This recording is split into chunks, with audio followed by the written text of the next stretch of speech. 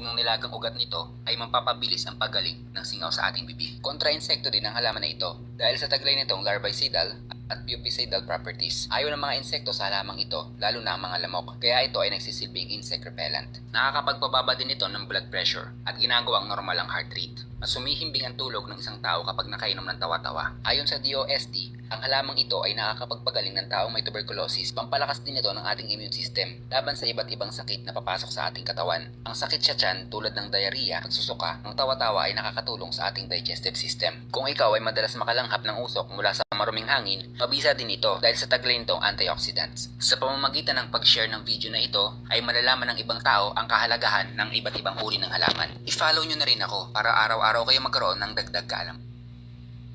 Huwag mong tatawan-tawanan ng halamang tawa-tawa dahil marami itong tulong sa ating katawan. Unahin natin ang babala. Ang labis na pag-inom ng tawa-tawa ay hindi pinapayo dahil ito ay nagtataglay ng